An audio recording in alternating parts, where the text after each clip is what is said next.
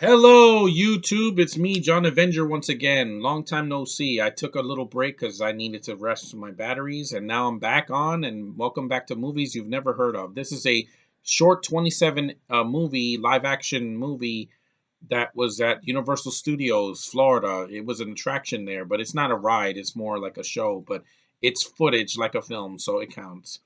It's T2-3D, Battle Across Time. And this is what it looks like. Yeah, because I know probably you never heard of it, of course, because if you've never been to Universal, you've never been to this awesome attraction, one of the best rides, things that I've been to in there. It opened in 1996. That's when they filmed it. This is before, Universal decided to make three sequels that were unnecessary and, well, four now. Well, three, four. Well, I like three, but I would say three. I like three for what it is, but four, five, and six, which just came out. But I'll say this right now: if you've seen this footage, it's better than any of the recent movies that have come out. It makes Dark Fate look like a freaking kids movie in comparison. Because while this doesn't have the levels of violence of the first two films, it respects the canon. Yeah, it has the characters being badass, and you have the actors come back and they're still young. Edward Furlong is not like 40 years old, and they don't de-age him. It has Robert Patrick as a T-1000 again, which is great because he's the villain to be beat. And yeah, it's a mini movie, which is a mini sequel to T2, which is the real T3 if it was a short film. The effects still look good for this. I remember it because it's right up here. I have a VHS tape that had it, footage of it. Arnold is hilarious. They have 3D images. There's Terminators that can fly that look like flying saucers.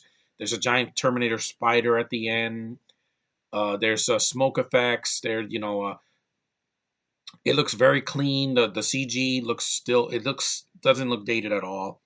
And it has Linda Hamilton and Sarah Connor, but not old, which is nice to see. Uh, Also, what else? It also had an opening with Cyberdyne, not Legion because that doesn't exist to me. And they show these Terminators on set and they're shooting in the sky, and they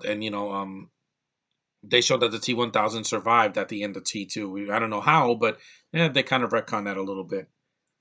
But I'm glad that they did this because this is what James Cameron should have done instead of doing, producing five and six and saying, "Oh, Genesis is the real part three." No, it wasn't. They retconned the first two movies and to act like it doesn't matter, and they redid scenes from the first two movies, and then Dark Fate killed the franchise. And if you don't believe me, look at the box office results for that.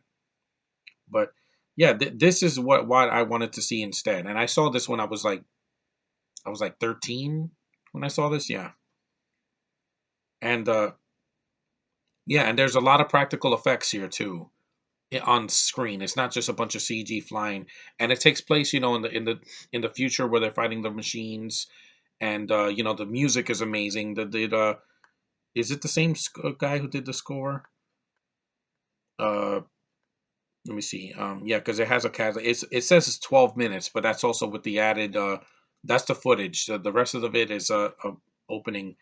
24 million dollar budget for a short film from 1996 that it costs less. It costs like a third of what Dark Fate costs, and the effects look better. Pooey. Yeah, yeah, April 27, 1996. Yeah, I was 11 when it came out. Yeah, music is Brad Fiedel, Danny Danady in the pre-show. Yeah, that's what it's called.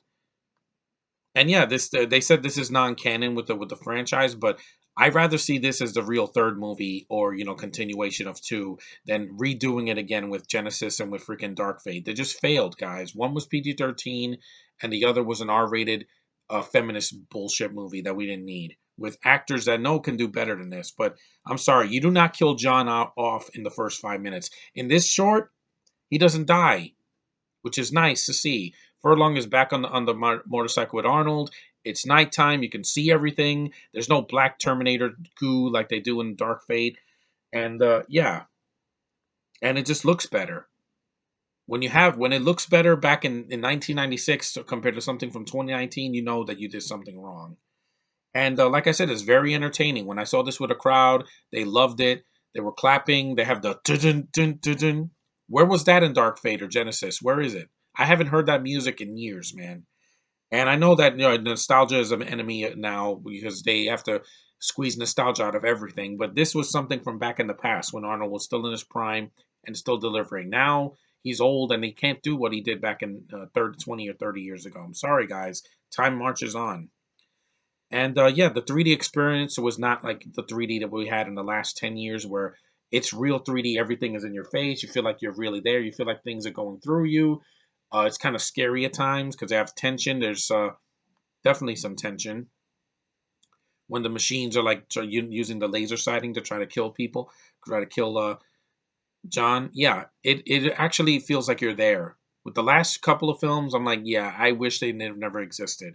But if you can watch this, I think they have it on the internet. I got to check because it's footage that Universal doesn't want on YouTube. So uh, if you can watch this, they still have it in Japan, but Japan's under quarantine.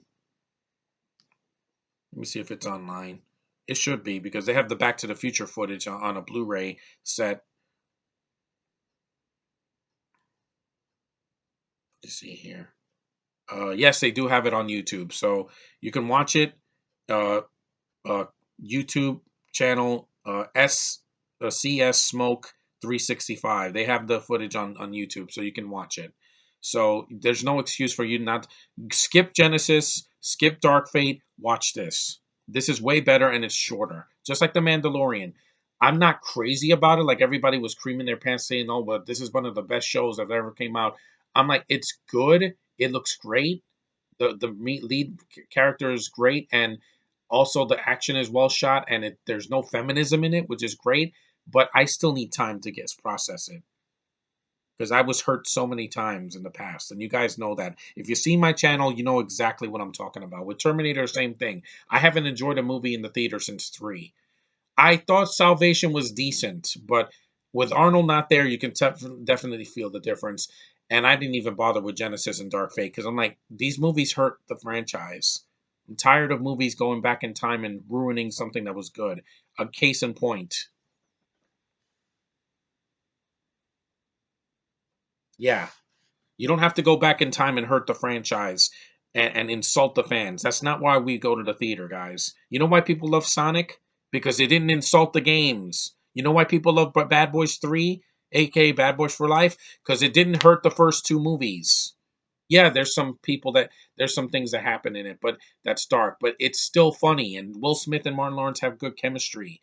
With this cast, yeah, it's the three people you care about. There's no freaking Mexican Connor or the Terminato from Dark Fate, and there's no Jai Courtney and there's no Amelia Clark. Amelia Clark will never be Sarah Connor. Linda Hamilton is. She always will be. You can't recast that, guys.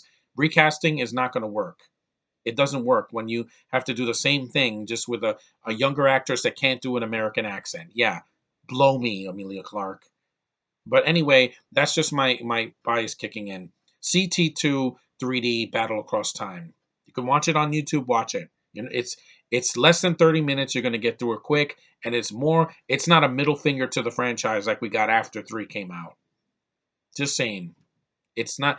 There's no gore in it, but again, it has the feel of the first two films, and it has James Cameron's touch before he sold his soul and did Avatar sequels that we don't need, and before he was producing garbage that we don't need either, like Dark Fate. Oh, this is the real third movie. No, it's not.